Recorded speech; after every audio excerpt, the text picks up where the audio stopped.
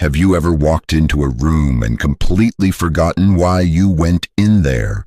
Or found yourself struggling to recall a familiar name that used to come to you in a heartbeat? If so, you're not alone. And more importantly, you're not broken. You're just human. And if you're retired or thinking about retirement, those little lapses might feel like they've been showing up more often. It's easy to laugh them off at first. "Oh, I'm just having a senior moment," we say. But deep down, those changes can be unsettling because no one wants to feel like their mind is slipping away, especially after finally reaching the phase of life when we're supposed to enjoy the fruits of our labor. Retirement is meant to be a reward, not a slow unraveling of the brain we've spent a lifetime sharpening. But here's the good news.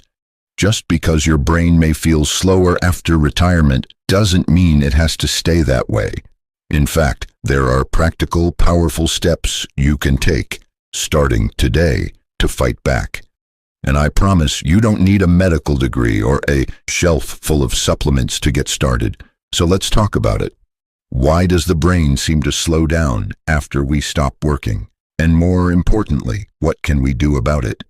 Now, before we dive into the first way to push back against that foggy feeling, let's look at what might actually be going on.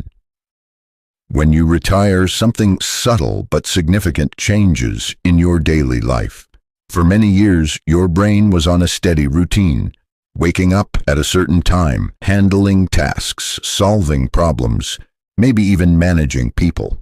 You had places to go, goals to reach, and whether you realized it or not, your mind was getting a daily workout. Then suddenly, that routine stops. You're no longer required to remember meeting times, deadlines, or grocery lists that fit between lunch breaks. The calendar becomes wide open, and while that sounds relaxing, the brain, like a muscle, needs challenge to stay strong. Without regular stimulation, the connections between brain cells weaken, and that can make recall, focus, and even decision-making feel more sluggish than before. But here's where it gets exciting. You can reawaken those connections. You can even build new ones. It just takes the right habits, the right mindset, and a little bit of consistency. And that brings us to the very first habit that can help sharpen your brain and keep it vibrant well into your golden years. Let's talk about movement. I'm not talking about running marathons or lifting weights at the gym, unless that's your thing, but gentle, consistent physical activity like walking, stretching, or dancing in your kitchen can have a surprisingly powerful effect on your brain. You see, when you move your body, you increase blood flow, and that blood carries oxygen and nutrients straight to your brain. Think of it like watering a garden. The more you nourish it, the more it grows. But that's not all. Movement also stimulates the release of chemicals in your brain, like dopamine and serotonin, that help regulate mood, improve focus, and even boost memory. Studies have shown that just 20 to 30 minutes of walking a few times a week can literally change the way your brain functions. That foggy feeling, it lifts. That name you were trying to remember, it starts to come back quicker. And the best part is, you don't have to do it all at once. A walk around the block in the morning, a few stretches while the kettle boils, a little dance when your favorite song comes on the radio, it all counts. The key is to move regularly, not perfectly. Now, while moving your body fuels your brain, there's something else that plays an even deeper role in keeping your mind sharp. Having a purpose. This one might sound a little abstract, but stay with me. During your working years, you had clear responsibilities. People counted on you. You had places to be, things to do, goals to chase. That gave your days structure and, more importantly, it gave your brain a reason to stay alert. But once retirement sets in, that purpose can feel like it's slipped away. Days start blending together, and without realizing it, we start to drift. Not just physically, but mentally. That's why finding a new sense of purpose is so important. It doesn't have to be a big mission or a world-changing goal. It can be small, Simple, personal. Maybe it's volunteering once a week. Maybe it's helping your grandchild learn to read. Maybe it's planting a garden, starting a journal, or even learning how to use a smartphone more confidently. The point is, when you give your brain something to care about, something to work on, it rises to meet the challenge. One woman I know started teaching herself how to paint at the age of 72. She'd never picked up a brush in her life, but every morning she set up a little corner of her dining room with watercolors and soft music. She said it made her feel alive again, not because she was going to be the next Picasso, but because she had something to wake up for. When you start to feel more connected to your surroundings, something beautiful begins to happen. The world feels richer, colors seem brighter, sounds carry more meaning, and your brain, once idling in the slow lane, starts to engage again. That brings us to the next way you can fight back against that post-retirement brain fog, by staying curious. It's such a simple word, isn't it? Curious. But it carries incredible power, because curiosity leads to learning, and learning is one of the best things you can do for your brain. Think about it. How many times did you pick up something new during your working years without even realizing it? Maybe it was a new skill on the job, or learning to navigate new technology, or figuring out how to keep up with the latest office trends.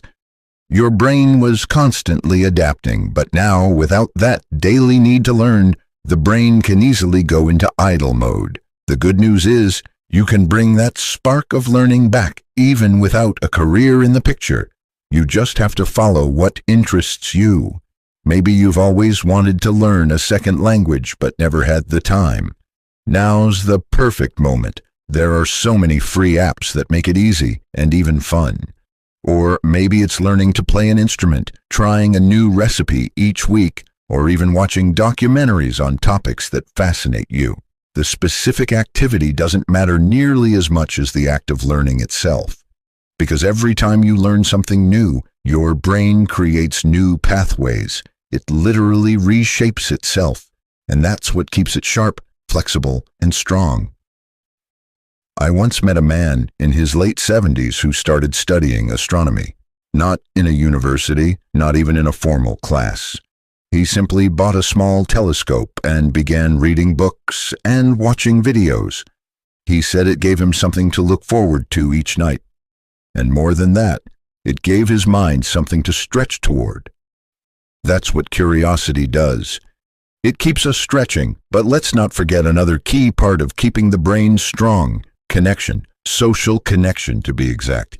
This one can sneak up on us, because while retirement can be a relief in many ways, it often means fewer social obligations, less stress, and more freedom. It also can mean less interaction with people, fewer conversations, fewer laughs, and sometimes more time alone than we expected. And the truth is, too much isolation can quietly dull the brain, not just emotionally, but cognitively too. When we talk with others, we're not just being social. We're engaging memory, attention, language, and emotional understanding all at once. It's like a full-body workout, but for your mind. So how do we bring that connection back? Especially if we're not in a workplace anymore. It doesn't have to be complicated. A weekly coffee date with a friend, joining a local book club or walking group, volunteering at the library or the community center. Even phone calls or video chats with family can make a big difference. One woman told me she started calling her sister every Sunday after lunch. Just a simple catch-up call. But over time, those conversations became little bright spots in her week. They helped her feel seen, heard, and most importantly, engaged. And that feeling ripples into every part of the brain. And if you're someone who prefers quieter activities, you can still find meaningful connection in gentle ways. Writing letters, sending thoughtful messages, or simply sitting on a park bench and chatting with someone new. It doesn't have to be big or loud. It just has to be human. And speaking of being human, there's one more habit we often overlook, but it plays a surprisingly powerful role in keeping the brain sharp: rest. Now, I know what you might be thinking. I'm retired. I get plenty of rest. But here's the thing. Rest isn't just about sitting down or sleeping in. It's about quality.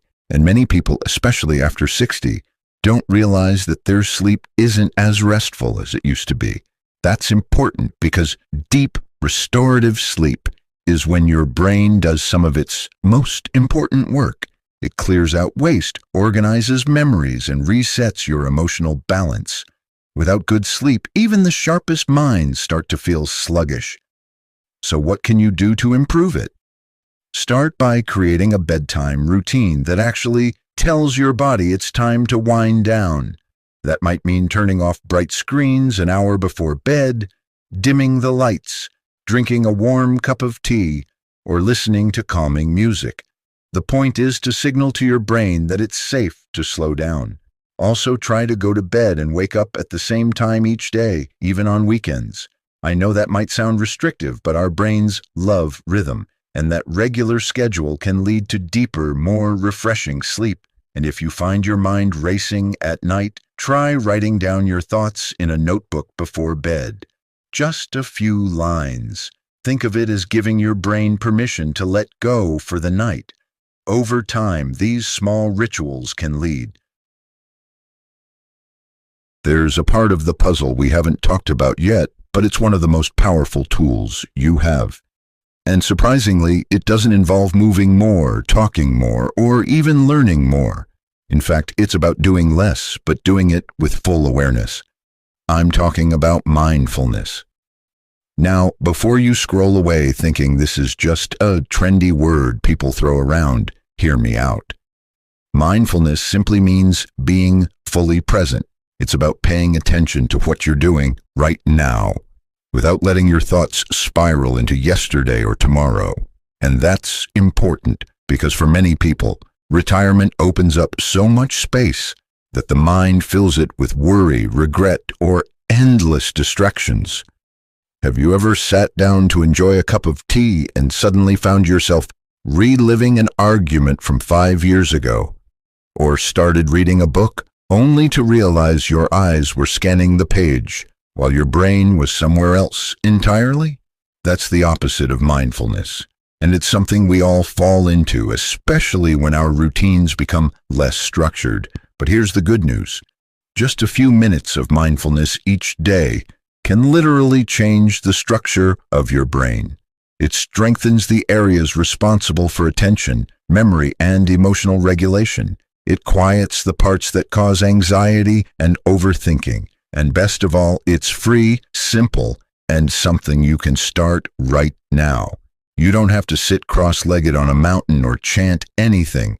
You can practice mindfulness by simply noticing the feeling of warm water on your hands as you wash the dishes, by listening fully when someone is talking to you without thinking of how to respond, by walking without your phone, just paying attention to the sounds of the birds, the feel of the breeze, the way your body moves. These small acts of awareness add up. They teach your brain to focus, to stay engaged, and to enjoy the present moment. And in a world that's constantly rushing, mindfulness is a quiet form of power. You might be thinking, this all sounds lovely, but is it too late for me? Absolutely not. Your brain doesn't have an expiration date. Science has proven that the brain can grow new cells and form new connections even in your 70s, 80s, and beyond. The key is to give it reasons to grow, and that's what these habits do. They give your brain fuel, challenges, rest, and joy. Let's take a moment to reflect on what we've talked about, not as a checklist, but as a way of life. You start by moving your body, not to become a fitness model, but to send fresh oxygen to your brain and release those feel-good chemicals. You reignite your sense of purpose, not by returning to a job, but by discovering what gives your days meaning now. You nurture your curiosity by exploring what excites you, whether it's history, cooking, or the stars. You stay socially connected, not by throwing big parties, but by staying open to conversation, connection, and a shared laugh. You protect your rest, not by sleeping the day away, but by creating a rhythm that allows your brain to reset. And finally, you practice mindfulness, not by trying to be perfect, but by learning how to be fully, presently, and peacefully. These aren't just brain hacks. They're ways of honoring yourself, of saying, my life, my mind still matter. I'm still growing, and you are. Every time you stretch your thinking, every time you try something new, every time you choose presence over distraction, you're building a better brain, a stronger, more resilient mind that supports not just memory, but mood, decision-making, relationships, and even independence. Now maybe some of this feels like a big change. That's okay. You don't need to do everything all at once. Start with one thing, just one. Maybe it's a short walk each morning, or calling an old friend, or sitting quietly for 2 minutes with your eyes closed, just breathing. The smallest shift can spark the biggest growth. The point isn't to be perfect. It's to be intentional, to decide, I want to feel better. I want to think clearer. I want to enjoy this stage of life. And you can. Retirement isn't the end of your brain's story. It's a new chapter, one where you get to decide what fills the pages. So if you've ever felt like your mind was slowing down, like names were slipping, energy fading, focus drifting, remember this. You're not stuck. You're not broken. And you're certainly not alone. You're just at the start of a different kind of journey, one where your greatest strength isn't how fast your brain works, but how well you care for it. And you're already doing that right now just by being here. So keep going, keep growing, keep choosing to show up for your mind, your heart, and your life. And if this video spoke to you, I'd love to hear your thoughts. Maybe share what's worked for you or what you're hoping to try. Leave a comment below and let's keep this conversation going. If you found this helpful, give it a like and don't forget to subscribe.